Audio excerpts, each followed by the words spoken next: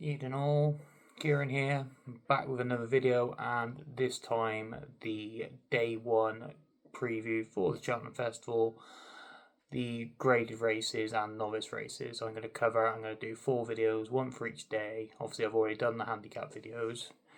I'm going to do 4 short, sharp videos for the 4 days for the graded and races and the novice races, and to give my selections for each race, which I will post on Twitter attached to the video, and then all the cards will be on the table ready for the week ahead.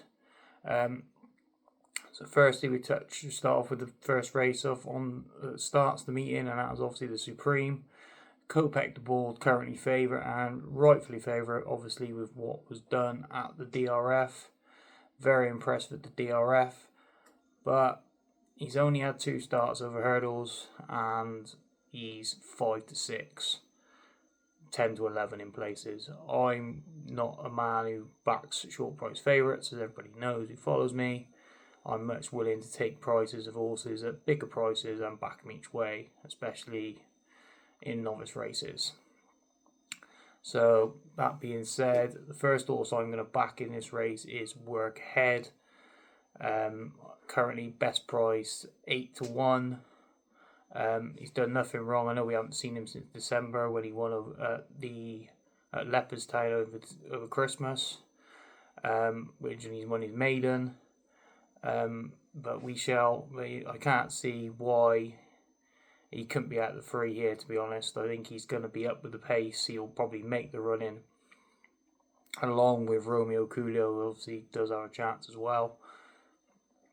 And he's just a likeable type. I think it was won over Christmas very nicely. Obviously 2 and behind have gone and won afterwards as well.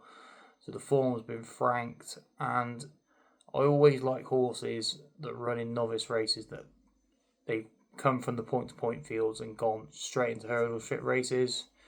I don't like bumper races. I think I kind of put that on Twitter when I chatted about Game of Inches and the fact that they should be running him straight over hurdles rather than wasting their time in bumpers. But that's a different story altogether. But going back to Work Ahead, obviously won his point, then ran a decent debut behind, I can't remember where it was now, I believe it was behind Jasmine DeVoe, where he was 3rd on debut, and then went and won, obviously like I said, over Christmas. I think he's got all the form in the book, and I think he should run close, and I think you'll get a decent spin, certainly for your money. And at 8 to 1, I'm going to have 1.5 points each way on him at 8 to 1. And then the other one I'm going to back is Triply Flyer.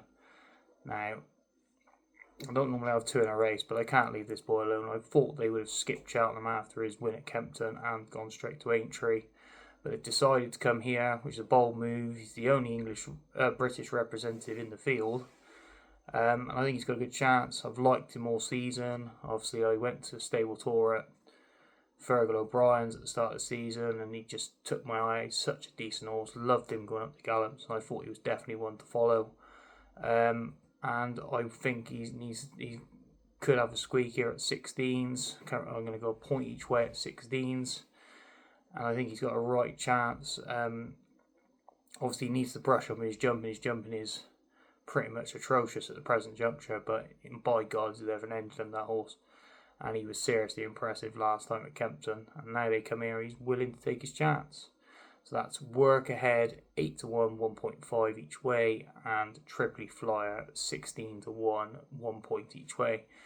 Moving on to the Arkle, I won't bang on about this much at all. I think Big Madge will just win. 8 to 13, not getting involved in that. Small field, unfortunately, only 5 runners, but we knew this was coming with the fact that Sergino's out. I am on at bigger price. I'm on at 7 to 2.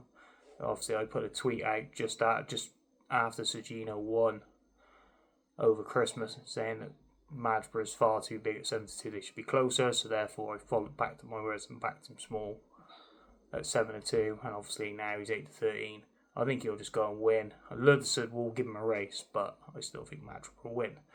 Moving on to the Mares Hurdle, and obviously we found a new state that Lossiemouth comes here rather than going for the Champion Hurdle, which is a shame. I would have liked to see all 4 in the Champion Hurdle, but we're not going to get that, unfortunately. But that being said, I'm already involved in regards to the market because I backed July Flower at 7 to 1, 2-point win anti-post as part of my anti-post series. So I think she's about a 10 to 1 shot now. Lossiemouth is in, but I'm not going to back anything else in the race. I'm going to just stick with my 7 to 1 that I've got with her. She was gave us a very likeable performance at Christmas where she beat Carla Conti, who comes here and reopposes. And I think she could have a definite chance of putting it up to Lossiemouth, and I will not be siding against July Flower. And then moving on to the big race of the day, the Champion Hurdle. Obviously Constitution here favourite. Brighter Days Ahead comes here, which is great.